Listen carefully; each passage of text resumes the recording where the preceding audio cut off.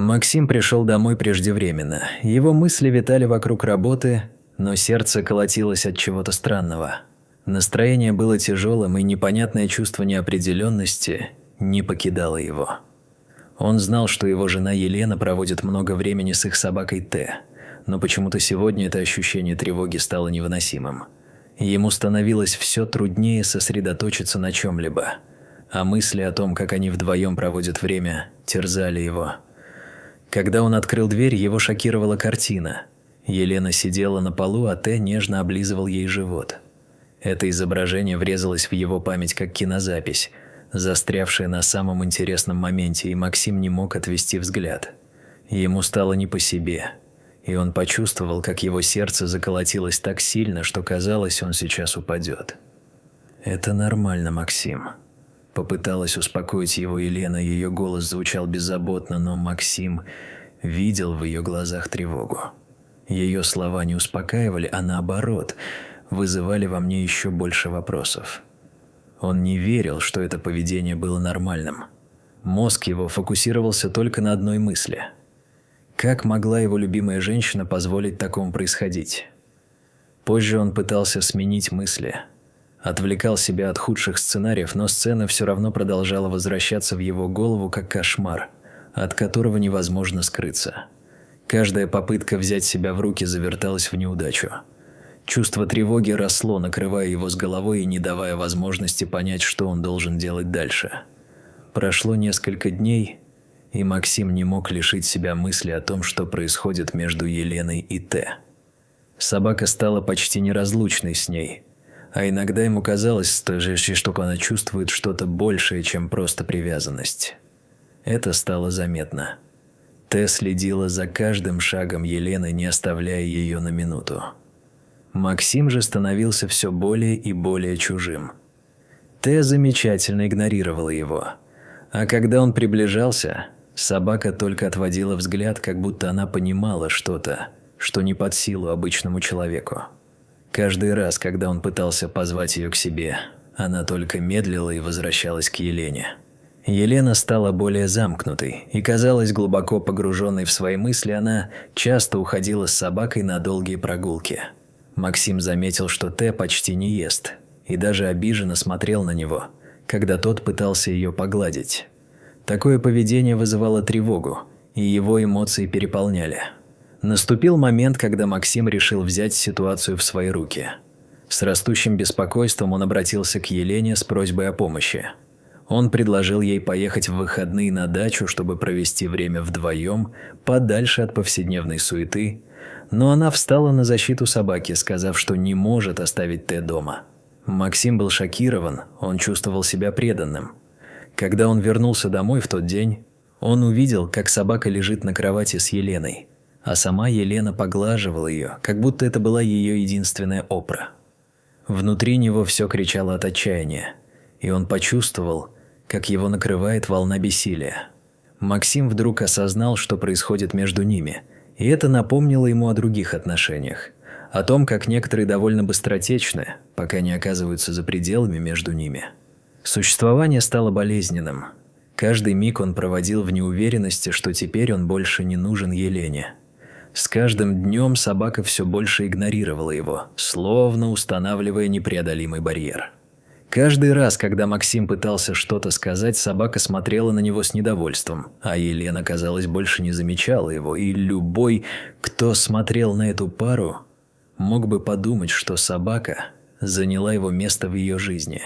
Эта мысль терзала его ум, как невыносимая мука. Он чувствовал, как его душит нарастающее чувство одиночества и изоляции.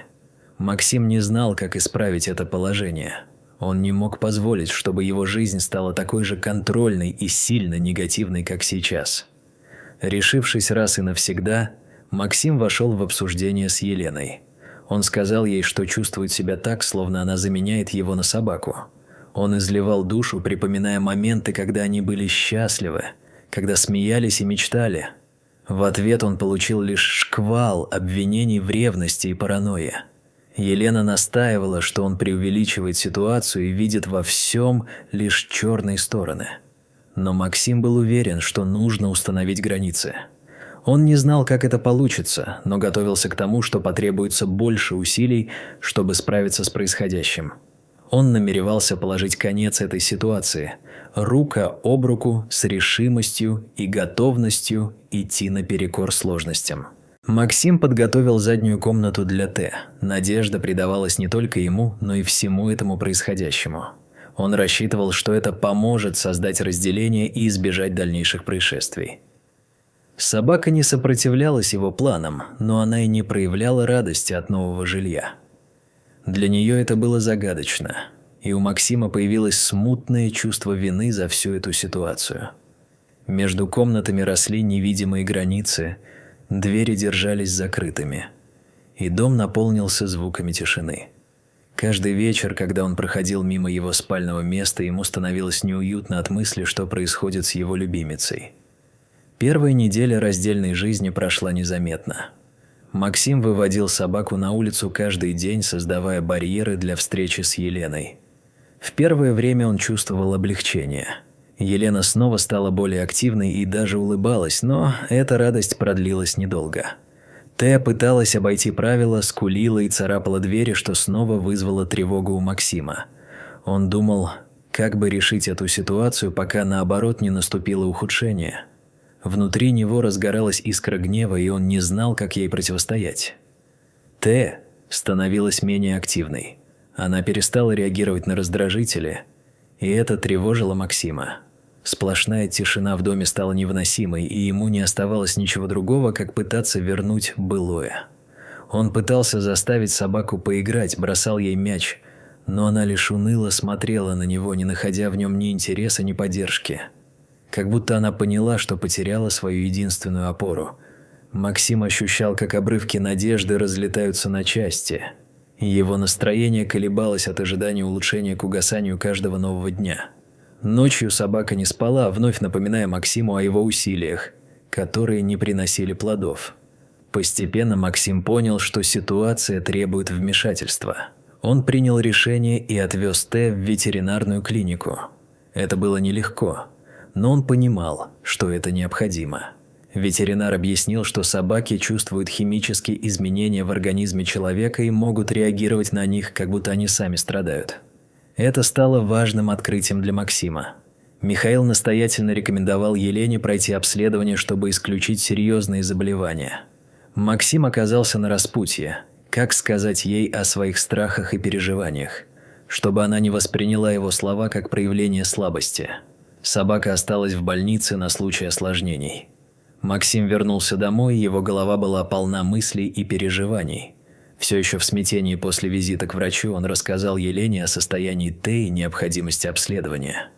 Елена выглядела уставшей и подавленной, но Максим понимал, что если они не сделают этого сейчас, то упустят шанс выправить положение. Ему самим не было легко. Он понимал, что за каждой историей, которая начинается как «все будет хорошо», стоит трудный путь через неопределенности и страхи, которые они должны преодолеть вместе. В тот день, когда Елена решила навестить Т, тот выглядел слабым и обезвоженным. Несмотря на свои собственные недомогания, она все же приняла решение прийти к своему питомцу. Увидев ее, Т оживился, что обнадеживало Елену. Встреча с Т была трогательной, и даже прежде тревога постепенно отступала. Во время разговора с ветеринаром она узнала, что собака реагирует на нее, что подтверждало их непрерываемую связь. Состояние Т стабилизировалось, и ей нужно было только немного витаминов, чтобы вернуться домой. Этот момент было словно глотком свежего воздуха, и оба чувствовали, что все может наладиться. Пока Т поправлялся, Елена прошла медицинский осмотр, но не упоминала о своем четвероногом друге. Врач назначил анализы, которые показали нормальные результаты, но Елена почувствовала настойчивое беспокойство и попросила дополнительные исследования.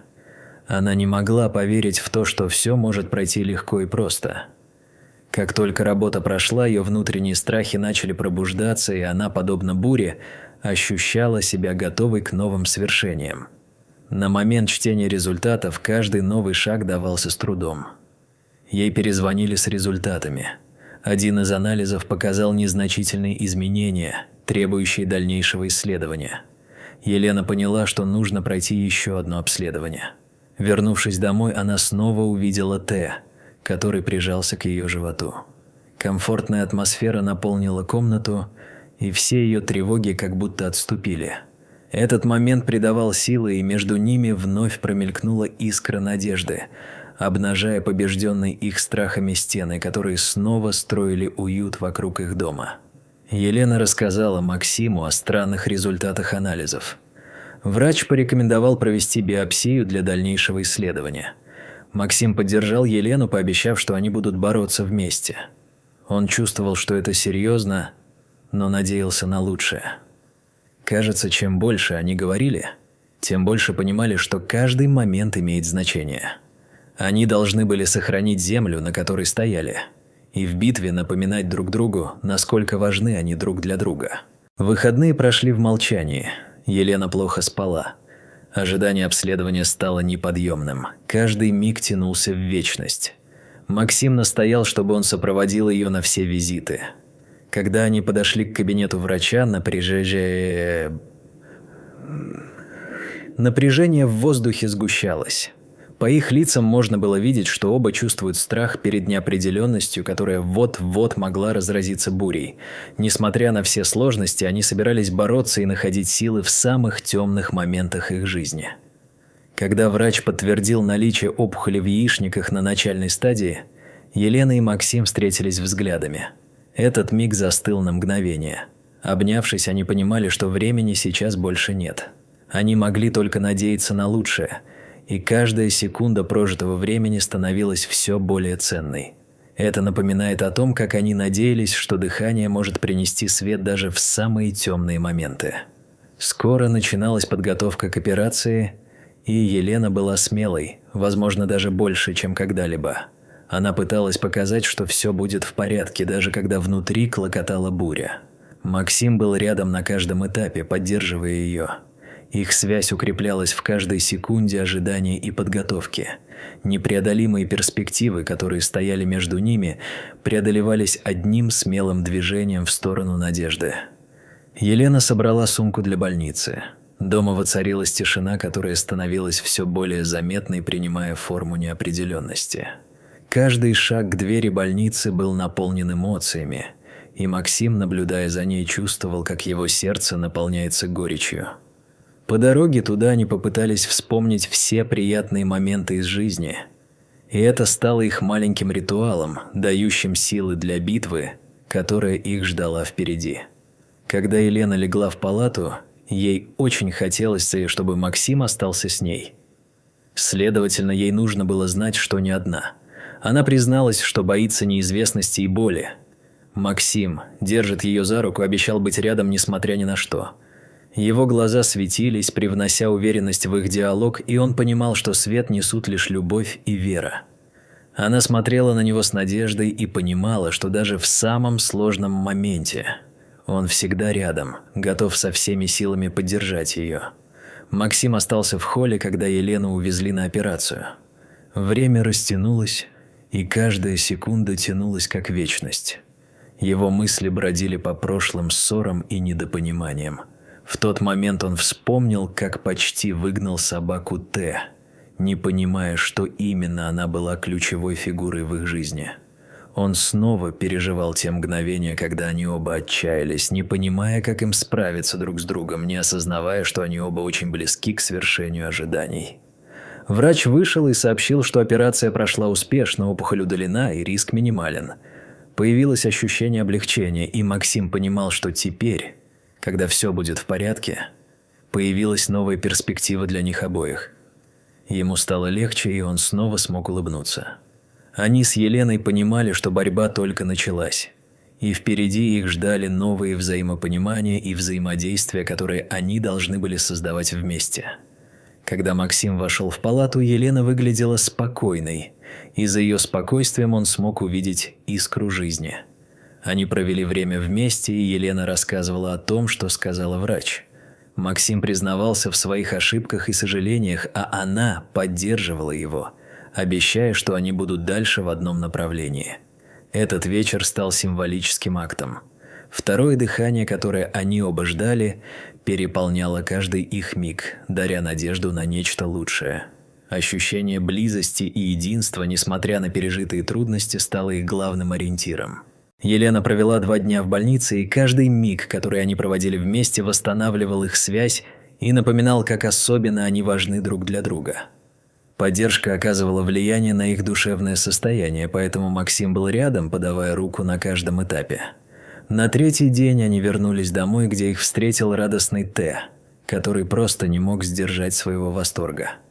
Конец этого путешествия стал началом нового, полного надежд и сил, которые они получили, чтобы продолжать его. Т радостно носился в палате, а Елена впервые за долгое время засмеялась.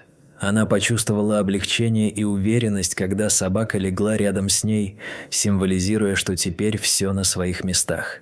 Этот неожиданный момент счастья был безусловно важен для всех троих, и как никогда они стали ближе друг к другу. Чувствовалось, как будто их объединяло нечто большее, чем просто любовь, а какая-то невидимая связь, пронизывающая их жизни. Елена и Максим смогли понять, что Т всегда знала, как им помочь. Собака стала их проводником через бурю, каждый миг напоминающий о том, что некоторые связи сильнее, чем мы можем представить. Их семья вновь обрела гармонию, и каждый из них чувствовал себя на своем месте. Вопрос, оставшийся открытым. Верите ли вы, что животные могут видеть больше, чем люди? Эта история стала напоминанием о том, как важно оставаться рядом, поддерживать друг друга и верить в лучшее, несмотря на трудности. Т не просто собака для них. Она стала хранителем их надежд и мечтаний, объединивших их даже в самые темные времена.